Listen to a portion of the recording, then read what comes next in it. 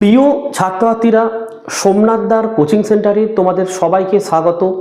আজকের ভিডিওতে থাকছে মাধ্যমিক 2026 জীবন বিজ্ঞানের তৃতীয় অধ্যায় বংশগতি। এই বংশগতি থেকে তোমাদের টোটাল 15 নম্বর থাকবে। তো এই 15 নম্বরের যে সাজেশান সেটা নিয়ে আমি আলোচনা করব। তোমাদের 5 নম্বরের একটি বড় প্রশ্ন লিখতে হয় এখান থেকে, আর 2 নম্বরের দুটো, তাহলে 2 2 4 5 9 এবং 6টা কিন্তু 1 নম্বরের প্রশ্ন থাকে। তো এই যে ভিডিওতে আমি তোমাদের 2 নম্বর 3 নম্বর এবং 5 নম্বরের সাজেশন নিয়ে আলোচনা করছি। এই সাজেশনগুলো সাধারণত তোমাদের 2026-এর ABTA test paper, WBTA test paper, পর্ষদ এবং বিগত বছরে যে মাধ্যমিক পরীক্ষায় প্রশ্নগুলো বারবার এসছে সেইগুলো দেখে কিন্তু তৈরি করা হয়েছে। কোন প্রশ্নটা কতবার মাধ্যমিক পরীক্ষায় এসছে, কোন সালে এসেছে, প্রত্যেকটার পাশে আমি উল্লেখ করে দিয়েছি তোমাদের সুবিধার জন্য।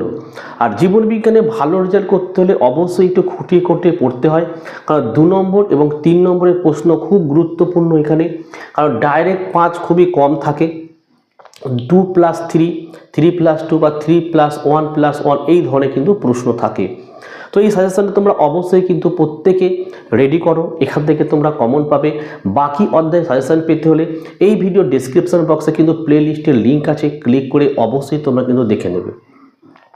এবং যারা ফেসবুক পেজ থেকে দেখছো, পেজটা কিন্তু অবশ্যই ফলো করো, ভিডিওটাকে শেয়ার করো এবং সোমনাথদার কোচিং সেন্টার ইউটিউব চ্যানেলটাকে প্রত্যেকে সাবস্ক্রাইব করো। এবং এই ভিডিও ডেসক্রিপশন বক্সে তোমরা চলে আসবে, দেখবে প্লেলিস্টের লিঙ্ক আছে, সেখানে প্রতিটি বিষয়ের কিন্তু এইভাবে আমি ধরে ধরে সাজেশন দিয়েছি। তোমরা অবশ্যই প্রত্যেকের সাজেশনগুলো দেখে নিও। তো চলো আমরা ভিডিওটি শুরু করি। তৃতীয় অধ্যায় বংশগতি ও কয়েকটি সাধারণ জিনগত রোগ হবে। এখানে টোটাল পরীক্ষায় থাকে 15টা নাম্বার থাকে কিন্তু এই তৃতীয় অধ্যায় থেকে। 1 নম্বরে 3টি, 1 নম্বরে 3টি, 2 নম্বরে 2টি এবং 5 নম্বরে একটি প্রশ্ন এখান থেকে লিখতে হয়। তো সাজেশনে তোমরা দেখো 3.1-এর পার্টটা হচ্ছে বংশগতির পার্ট। এখানে কী কী পড়বে? 1, মেন্ডেলের এক সংকর জননের পরীক্ষাটি চেকার বোর্ডের সাহায্যে ব্যাখ্যা করো এবং এর থেকে প্রাপ্ত সূত্রটি লেখো। 2, মেন্ডেল তার এক সংখ্য জনন পরীক্ষায় F1 জনুতে সব মটর গাছ দীর্ঘ হওয়ায় এবং F2 জনুতে লম্বা ও বেটে মটর গাছ 3:1 অনুপাতে উৎপন্ন হওয়ার ঘটনাকে কীভাবে ব্যাখ্যা করেন তা আলোচনা করো। 2টি প্রশ্ন ভালো করে পড়বে। প্রশ্নের মান 3, 1, বংশগতি সংক্রান্ত পরীক্ষায় মেন্ডেলের সাফল্য লাভের কারণগুলি কী কী লেখো। 2, গিনিপিগের কালো লোম, প্রকট ও সাদা লোম প্রচ্ছন্ন বৈশিষ্ট্য দুটি সংকর কালো গিনিপিগের সংকরণের ফলাফল চেকার বোর্ডের সাহায্যে দেখাও। এটা কিন্তু খুব ভালো প্রশ্ন। 3, মানুষের লিঙ্গ ধারণ পদ্ধতি চেকার বোর্ডের সাহায্যে আলোচনা করো। আর 4 হচ্ছে দেখো প্রকরণ সৃষ্টির কারণ লেখো। এই 4টি প্রশ্ন ভালো করে পড়ে নেবে।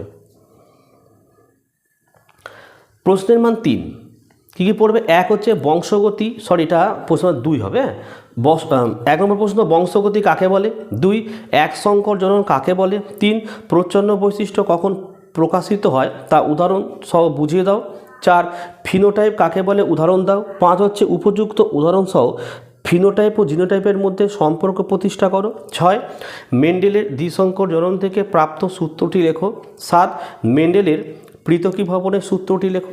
8 হচ্ছে টেস্ট ক্রস এক প্রকার ব্যাক ক্রস ব্যাখ্যা করো। 9, মেন্ডেল তার বংশগতি সংক্রান্ত পরীক্ষার জন্য মটর গাছ নির্বাচন করেছিলেন কেন। 10, পুরুষদের হেটারোগ্যামেটিক লিঙ্গ বলা হয় কেন। 11, স্ত্রীলোককে হোমোগ্যামেটিক লিঙ্গ বলা হয় কেন। 12, প্রকট গুণ কাকে বলে? উদাহরণ দাও। ঠিক আছে। 3.2 হচ্ছে কয়েকটি সাধারণ জিনগত রোগ। এখান থেকে কোন কোন প্রশ্ন পড়বে? 5 নম্বরের প্রশ্ন 1, থ্যালাসেমিয়া রোগ কী? থ্যালাসেমিয়া রোগের কারণ ও লক্ষণগুলি লেখো। 2, দেখো হিমোফিলিয়া রোগ কী।